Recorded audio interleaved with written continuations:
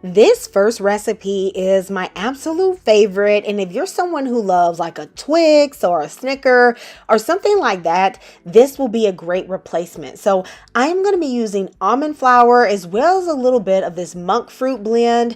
First, I'm going to take a cup and 3/4 of almond flour, and into that I'm going to add about 3 tablespoons of this monk fruit sweetener and 2 tablespoons of maple syrup. You could also use honey. Then I'm going to add some coconut oil, some vanilla extract, and a pinch of salt. And I'm going to mix this until it is well combined. Let me tell y'all, just this right here be tasting like that no-bake cookie dough. Honey, I could eat this just like it is, but we're not going to do that. Okay, we are going to keep going with the recipe. So once it is well combined, I am going to put this into a 8x8 baking dish with some parchment paper.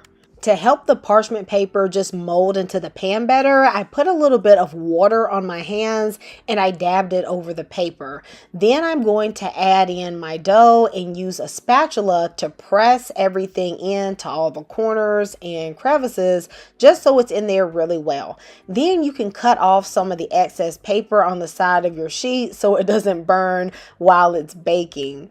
I'm going to take a fork and just poke some holes all around the shortbread. I'm going to bake this in the oven for about 15 minutes until it is golden brown on the top. Let me know in the comments, what are some of your favorite alternatives to candy bars, and what do you do when a sweet craving just kicks in? Into a bowl, I'm going to add 3/4 of a cup of peanut butter, but you could also use cashew butter, almond butter, any nut butter that you like. I'm then going to add a little bit of vanilla extract, 1/3 of a cup of coconut oil, and 1/4 of a cup of maple syrup, and a pinch of salt. Now, this maple syrup is not going to make this peanut butter super sweet. Okay, remember, it's going to be spread out over the whole tray of bars. So it's only going to end up being a few teaspoons in every square. So this is really not super sweet at all. And this peanut butter had no sugar in it. It was just natural peanuts. I'm also going to add a dash of cinnamon, and I just warmed this up in the microwave for about 30 seconds so that the coconut oil could melt. Once the shortbread base is ready, I'm going to take it out and allow it to rest on the counter for at least 15 minutes because you don't want it to be too hot when you pour on that peanut butter. Okay, let me know if you're a peanut butter lover in them comments, okay? Because I just feel like peanut butter ain't been getting no love ever since almond butter and all that stuff been hot out there in them streets. But y'all, this is going to be so good. I'm going to put this in the refrigerator for at least 30 minutes or until that peanut butter coconut oil layer has solidified.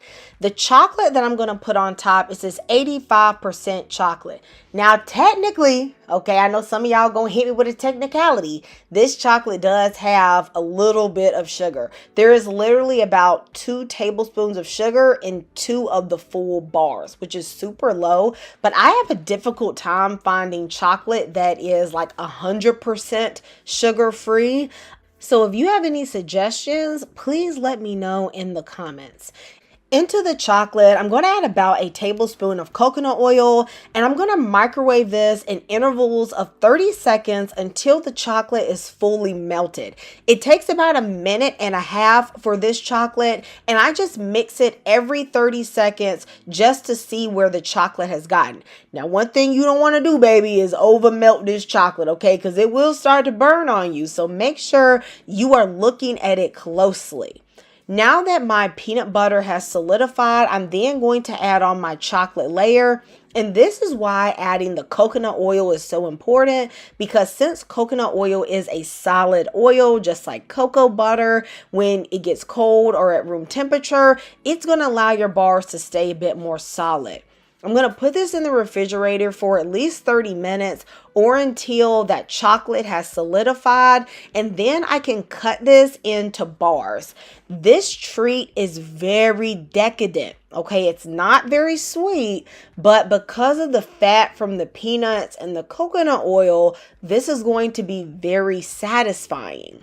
And I know some of y'all gonna say, well, Kamira, this is too high in fat. Look, baby, I can't give you low fat, low sugar, low carb, no salt, no this. Baby, look, if you want water, just drink water. Okay. Baby, I'm just giving you a low sugar alternative to a candy bar that's going to kick that craving. It's only going to take about 1.5 inches square to really satisfy you because of how rich they are. So I just wrap them up in little squares about that size in plastic wrap, and I store them in the fridge. They are best eaten cold so that you have a nice bite on them. My next idea is perfect for you all that like to get that boost of energy while also satisfying that sweet craving. The basis of this one is some medjool dates. These dates are nice and juicy, and they really have a lot of stickiness to them. Make sure you take the pits out of these dates, honey, because you don't want to bite into some and crack that tooth, and then you got to be going to that dentist paying all that money, okay? I'm going to take the pit out of about 2 to 2.5 cups of dates. You can go a little heavy on the date side because they're really what's going to bind the bar. And if you don't like that strong date flavor, don't worry. It doesn't really come through with the other ingredients that I'm using. I'm also going to be using some raw cashews as well as unsalted dry roasted peanuts, but really you can use any peanut or seed blend you like pumpkin seeds, sunflower seeds, do whatever makes you happy, okay? I have about 3 tablespoons of water, and into this I'm going to put a little bit of espresso powder. It's going to bring out the chocolatey flavor that I'm going to add to these bars. For this recipe, you are going to need a food processor because, baby, I don't think you can just tackle this one by hand, okay? So I'm going to be putting in about 1.5 cups of peanuts and 1 cup of cashews, then about 2 tablespoons of almond butter, as well as some vanilla extract and 3 tablespoons of cocoa powder, and then all of those dates. Because there's no salt in this equation yet, I'm going to put about 1/4 teaspoon of salt as well. A lot of people like to do these type of fruit and nut bars by soaking the dates or whatever dried fruit they're using. I don't like to do that because I feel like it just introduces too much water to the recipe, and I feel like you lose some of the flavor of the dried fruit in the soaking liquid. So instead, I just like to add about 3, maximum 4 tablespoons of water just straight into the food processor. I'm going to pulse this and then allow it to just blend until everything's kind of crumbled up. You're going to know that it's good when you press it with your hands, the mixture starts to come together. I felt like my mixture was just a wee bit dry, so I put in that extra tablespoon of water and then I just pulsed it again until it was combined.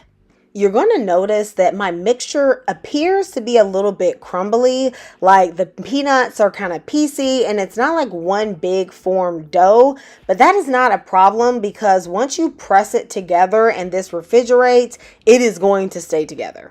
This recipe is going to remind you of those fruit and nut bars like Lar bars, those type of things. But y'all know them things are super expensive. One bar will cost you like $1.25, $1.50. Them things is high, okay? This is actually way more, affordable because you get a lot of bars for the amount of money you have to spend, and you can make them a lot bigger. Plus, it's really easy to customize them to your favorite flavor. Once I have the mixture thoroughly compacted, you want to make sure it's really compacted so that the bars do stay together and become solid. I am going to stick this in the refrigerator for about 2 hours. You can do it overnight or forget about it a couple days, but you just want to make sure that it is frozen completely cold. And I'm going to cover it with saran wrap because I don't want it to dry out in the refrigerator.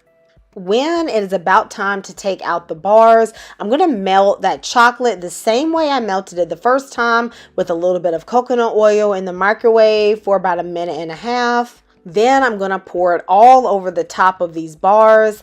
I really feel like you cannot skip the chocolate on this. I mean, technically you could eat this without having the chocolate on top, but since we're going to make this a little bit decadent and this is a candy bar replacement, I feel like it definitely needs the dark chocolate. And combined with this fruit, it almost gives this chocolatey peanut butter taste, which really is reminiscent of a candy bar. Plus, it's filling. I put this back into the fridge for about 30 more minutes to solidify the top chocolate layer. And then I'm going to cut this into individual servings. You could either do long bars or small squares, whatever it takes to satisfy your little chocolate craving. And I'm going to wrap these up in saran wrap just like I did the other ones. And I'm going to store these in the fridge. Both of these recipes will last in the fridge for about 3 weeks, maybe even almost a month, especially if you have a really cold fridge. Another option for storage is to wrap them in saran wrap and then wrap them in a foil layer and stick them in a freezer bag. If you want to freeze them, you're going to want those 2 layers of protection just to keep out any funky flavors from the freezer, or you could vacuum seal them first before you stick them in the freezer to maintain that freshness. Y'all, do y'all see that delicious chocolate layer as well as that fruit and nut? This is a really good recipe. It'll give you tons of energy and it tastes delicious. Let me know in the comments which one of these recipes you are going to try and let me know how much you love them. Thank you so much for supporting this channel. I'll see you next time at Kamira's Kitchen. Goodbye and God bless.